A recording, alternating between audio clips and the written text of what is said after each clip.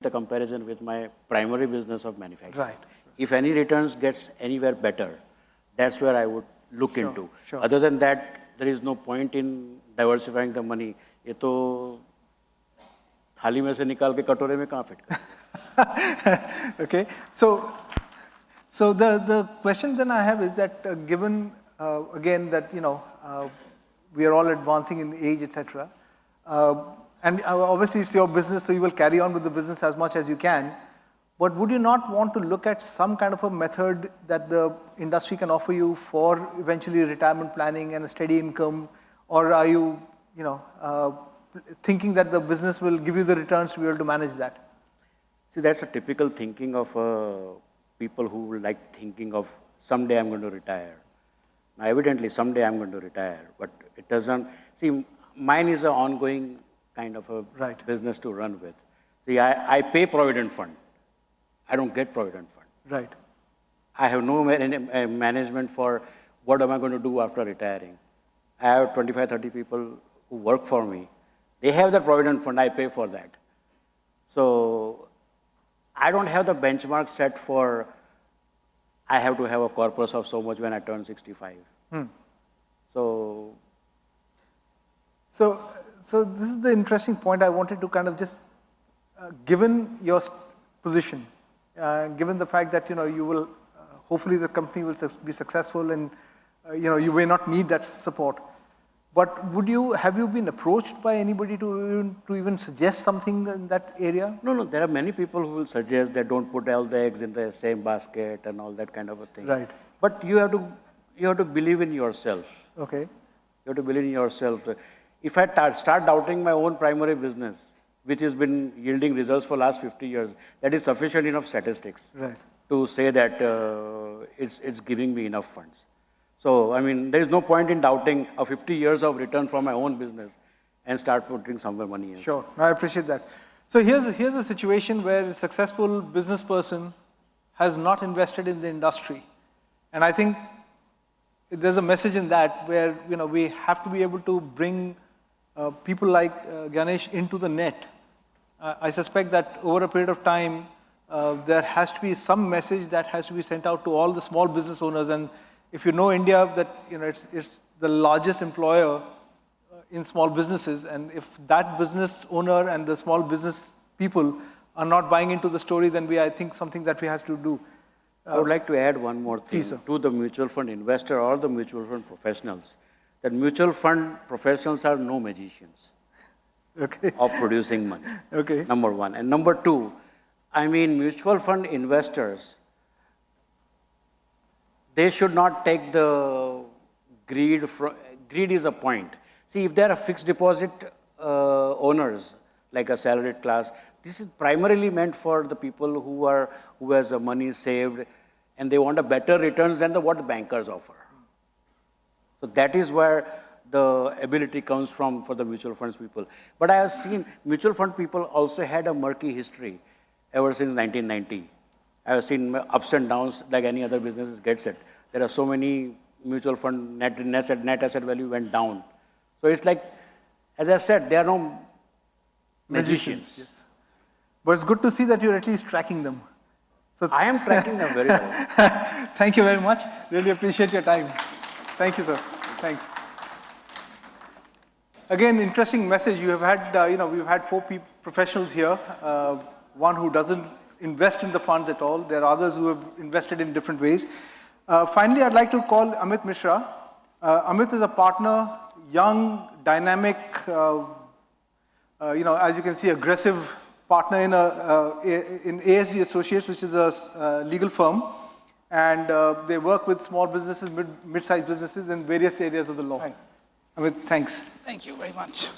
So Amit, you're a very different investor compared to the last two gentlemen that we had here. And I'm assuming that you are being approached on a regular basis by a variety of people saying, invest through us. True. What's been your take on the various opportunities that you've seen?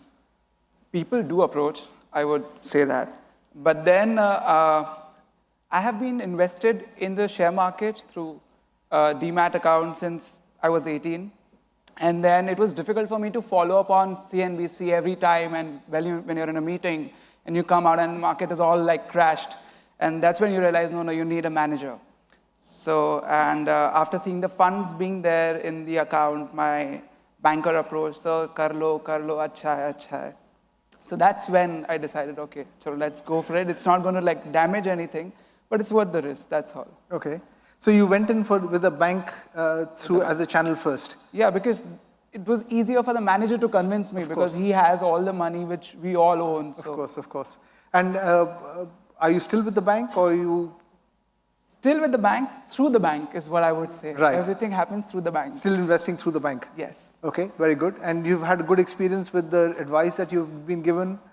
I think every investment takes time for good returns. Right. So I don't want to judge my banker or a fund in a particular manner, but I don't think so it can give you returns in 2 years. No, of course not. It needs a time, a good amount of time to. So what about things like transparency and value-added services, MIS reports? To be very honest, I didn't know there was a service charge on this. When you just mentioned some time back, because I just see the amount getting debited from my account every now and then. And I really didn't know about this. But then my experience has been okay. Very good. I mean, very good. Yeah. And did your banker look at it from a tax perspective? They didn't have to, because me coming from a legal background, I already knew what is my tax implication on it. And as far as you get returns, I don't think so anyone cares about the tax. You are ready to pay the tax if at all you are getting good returns. So when it comes to new investments, do you do any research on your own, or do you rely? Or do you rely on the banker to come and tell you? No, not at all. Not at all. They can influence me at some level. Okay, sir, kar lo, and then they send the brochures to the office, and you just have a look at it. But I don't think so. They influence. Okay. It is my own research and my own assumptions or predictions about the market. Okay, this is going to do well. Right. And if you had to look 5 years down the line, do you think you will continue to grow your portfolio across a diversified area of the mutual fund industry, or? I'm doing that right now. Okay. Because I think diversification is very important, because if a particular sector doesn't work, there's the other sector which comes into play. Right. For example, infrastructure is not working in today's time. There's no buyer, so obviously infrastructure would not do well. But at the same time, the others would. Banking industry would do well, or some other script might do well. Sure. So you need to diversify. Right. It's very important. Right. And you're too young to worry about retirement, but do you ever think, do I need to start putting a corpus together? Or? No, I don't think about retirement, but I do really think about, okay, 3 years down the line, I need to go at this destination and I want to go first class. Some lifestyle planning. Yeah, some life traveler. So I really want to invest and get that money only for traveling, that's all. So do you think you will ever have an opportunity to have a professional advisor rather than just somebody who helps, bankers eventually will help you manage the transaction? To be very honest, I've been told by my dad that we need a wealth advisor, because if at all you are invested, it's true, but then if there is a big chunk invested, so you need a wealth advisor, like a proper wealth advisor or a management Very company. good. Thanks, Amit. Thanks for your time. Thank you very really much. Appreciate Pleasure. it. Thank you. Thank you. Pleasure. Thank you.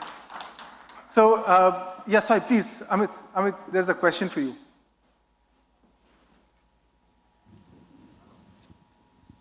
Please sit. Hello, Amit. Hi. You have praised your banker very much. I feel, do you have that bank as your client? No. Okay. Not at all. I think it's not permitted under law. But you see the point I think he was making is that the bank's been helping him with the transaction on a regular basis. I think he also made a distinction that he's still seeking a wealth advisor, which is a very different thing from somebody who manages the transaction. So I think, thank you so much. Thank you really very much. Appreciate it. Thank you. So I think this was, it was a very short session. We wanted to keep everybody engaged. We wanted to let everybody in your, like I said, ivory towers to understand what is it that individual retail customers at different periods of their lives looking for. I'll also give you a little bit of personal background. So I retired 3 years ago I'm not old enough to retire, I was smart enough to retire, to pursue many other things in life that I always wanted to do. And one of the key things that helped me retire was the fact that I've had a single financial advisor for the past 15 years. And I trust that person. I've had bad experiences with other channels, and I was in the financial services business, so I understand the use of the right words. And I found the banks that I was banking with were very interested in pushing without the transparency of telling me what my, what their cut out of it was, so no transparency. With the advisor, I've gotten to a position where I tell him every time, I say, you tell me how much do I have to pay you so that you are successful. And I think that's where we need to get a lot of our investors into that level of confidence. So thank you for your time, appreciate it, and look forward to a great session after this. Thank you.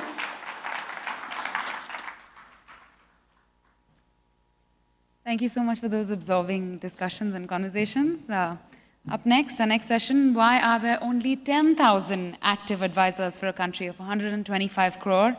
And what can be done to enhance the number of distributors and activate the inactive ARNs? To discuss this important issue, may I please call upon Karan Datta, CBO Axis Mutual Fund, who will be taking the place of Mr. Chandresh Nigam, who couldn't join us today. So may I please call upon stage Karan Datta. Glad that you can join us on stage again. Joining him is Dinesh Khara, MD and CEO, SBI Mutual Funds. Dinesh has the additional advantage of extensive experience in banking across multiple functions. Representing the IFA perspective is Ramesh Bhatt, General Secretary, Voice of MFD. Ramesh has been instrumental in organizing IFAs and is today a leading voice among the IFAs. Representing the foreign bank perspective is Vishal Kapoor, General Manager, Wealth Management, India and South Asia, Standard Chartered Bank. Vishal is one of the most respected professionals with extensive experience across geographies. Leading the discussion is the articulate Rajiv Bajaj, Vice Chairman and MD, Bajaj Capital. Thanks. It's over to you, Rajiv. Thank you.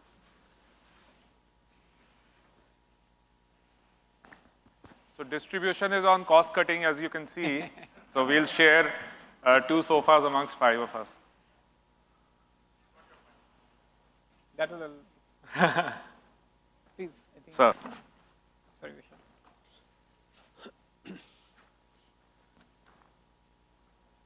So thank you, Prem, once again for this opportunity. It's always a privilege to come back to Cafe Mutual conclaves. And each time it gets bigger and better. And the topics get more and more interesting. We get wider perspectives. So it was great to have this morning somebody from another industry telling us how to get HNIs. The topic we've been given today is very interesting. And Prem put some excellent filters in his briefing to us. He says, all of us know that there are only 10,000 active distributors in India. And contrasted to our Prime Minister's vision, amongst the 5 big things he wants to do for India to transform this country, one of them is Jan Dhan and universal social security. I had an opportunity to interact very closely in a closed-door session with the state finance minister recently, and he emphasized that universal social security is a revolutionary step which the government has taken, and they are banking on it to change the face of India. And I agreed with him that economic parity and reducing the difference between the haves and have-nots is the starting point of the change we want to see in our country. Coming from there, I went back home and thought that if the next step everyone agreed is 401k kind of plans, NPS going to the next level. NPS has already become an important customer acquisition vehicle for all of us in this business, even though it doesn't give us any significant revenue. How do we create a machinery for getting customers? How do we conquer the economic viability? how do we get to retain new people who enter this industry, because the washout rate is just too high for this to be a sustainable, economically sustainable business. And that is the reason why after so many years, we are still at only 10,000 numbers. So if our immediate goal is 100,000, and we have to have a bigger vision, and this is something which at industry association level, we are even talking to ministry that if you want to make Jan Dhan a successful initiative, you need at least 10 lakh active distributors in India, multiplied by 250 investors each, to reach out to where we want to. And what we will do whatever it takes, whether it is going and doing a dharna outside Prime Minister's house, we have to, all of us, reach out this message. But the brief what we have been given today is that what are those 5, 7, 8 things we can do tomorrow morning, on which we are not dependent on SEBI, we are not dependent on AMFI. Today on this panel, we have representation of asset management companies, of leading IFA groups, and of foreign banks, of national distributors. So what can we do collaboratively amongst us? That's something we can do tomorrow. And what I would like is that after we've had our first round amongst the group, I would want all of you to ponder over it. End of this session, next 40 minutes, we want to come up with those 7, 8, 10-point agenda, which is an action agenda, which, Prem, I am taking the liberty of presenting to you. And if you find that document worthy, I would like you to carry it in Cafe Mutual. So is that a good starting point, sir? So on that note, Ramesh, you have built your life ground up. It was very interesting talking to you. Why don't you tell us your story and thoughts on the subject? Thank you, Mr. Rajiv. See, I have to thank, everything starts with zero. I have started my life from when I finished my 12th standard in 1984. I could not fund myself for next BCom. I would like to join BCom. I didn't have. My father is a driver.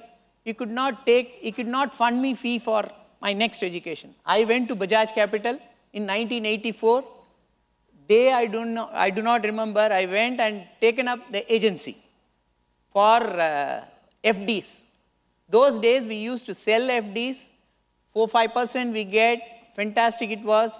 With that money, I have come up to this level. Like that, each and every, now we can take up this.